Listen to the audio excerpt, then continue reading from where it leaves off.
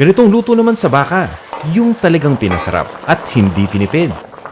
Kalimutan mo ng diet dahil siguradong mapaparami ka na naman dito. Umpisahan na natin. Lagyan lang muna natin ng toyo itong baka. Yan, ang gamit ko dito, dalawang klase, no? Meron ditong laman, meron ditong buto-buto. Haluin lang natin. Itatabi ko lang muna. Next step na tayo. Iprito muna natin yung patatas at carrot.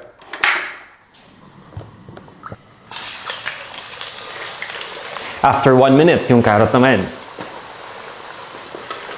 Lutuin lang natin ito hanggang sa mag-start ng mag-brown yung patatas. Okay na to.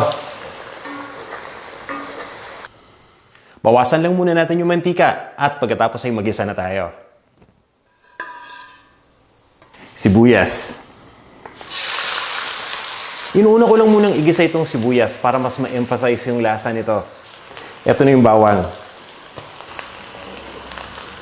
Beef. Ito yung binabad natin kanina sa toyo. Itutuloy ko pa ito ng mga 2 minutes pa. Maglalagay lang tayo ng tomato sauce. Tubig.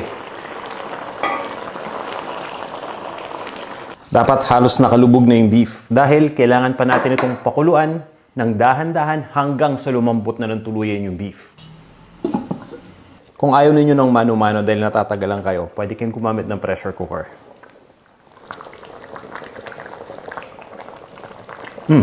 Sobrang lambot na. Okay na yan. Baka mag-corn beef eh. Pag tinagalan natin. Beef powder. Liver spread. Peanut butter. Meron akong tip sa inyo. Huwag nyo munang ilagay yung liver spread at yung peanut butter habang hindi pa malambot yung baka. Dahil lalapot lang itong sauce, mas mahirapan tayo magpalambot dahil halo tayo ng halo habang nagsisimmer dito. Pitted green olives na may pimiento sa gitna. Optional lang to. Pero kung may available, why not? Malalaman ninyo kung bakit. Bell peppers. Gusto ko lang gumamit ng green at ng pula dito para maganda yung kombinasyon ng kulay. Para ma-elevate yung flavor ng mga ingredients natin. Magic sarap. Konting halo-halo lang muna. Timplahan lang natin ng paminta. Asin. Hinuhuli ko nang ilagay yung carrot pati yung patatas na naluto natin kanina, yung pinirito. Malambot na kasi yan, baka madurog lang. At naglalagay din ako dito ng cheese.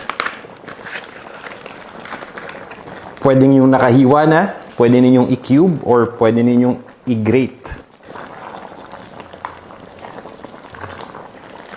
Uy, creamy na. At para sa may hilig sa maanghang, pwede kayong magdagdag dito ng sili. Ready na to.